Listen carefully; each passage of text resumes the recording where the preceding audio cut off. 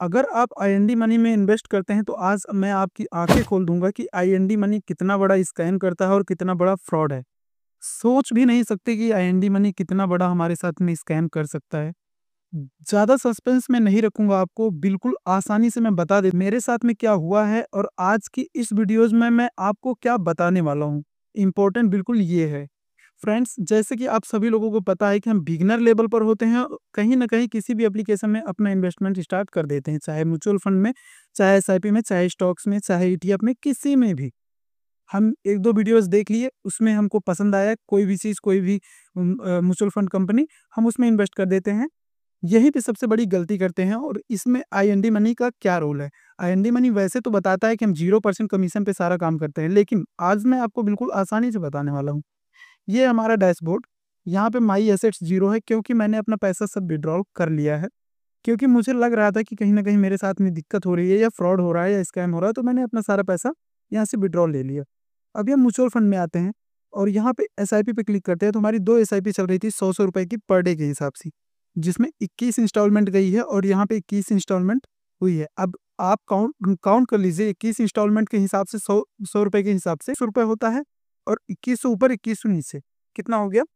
2100 ऊपर 2100 नीचे, ये हो गया आपका ₹4200, ₹4200। और अब यहाँ पे मेन खेल शुरू होता है।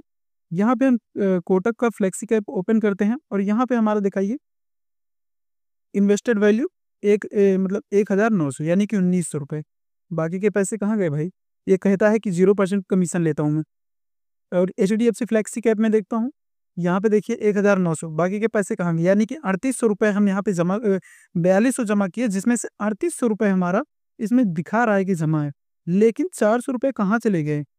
किस जगह पे चले गए? उसका इसके पास में कोई हिसाब-किताब नहीं है, ठीक है? यही देखते हुए मैंने क्या किया, मैंने कर दिया अपने स्टॉक्स को सेल, ठीक है? सेल किया हमने यहाँ पे 11 जनवरी को, सेल किया तो हमें कितना दिया इन्होंने? ₹1789, ठीक है?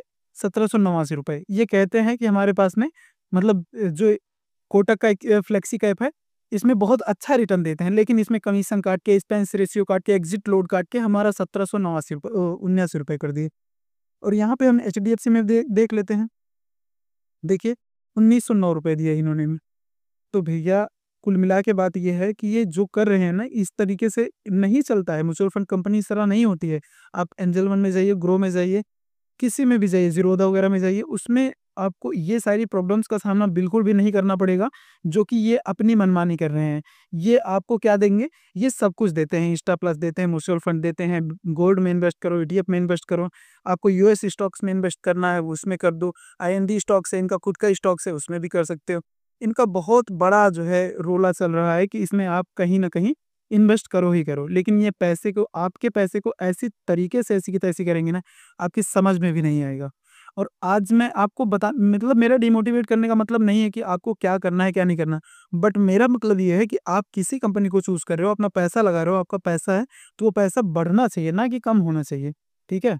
और लॉस हो रहा है तो लॉस समझ में आता है, लेकिन इस तरीके से कम हो रहा है तो ये समझ में नहीं आता है।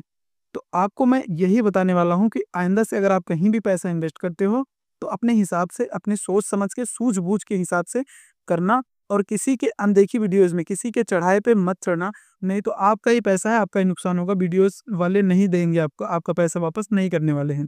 अगर आपको इस वीडियो से थोड़ा भी इन्फॉर्मेशन मिला हो, तो इस चैनल को सब्सक्राइब करके बेल का बटन ज़रूर प्रेस कर लेना, ऐसी वीडियोज़ देखने के लिए।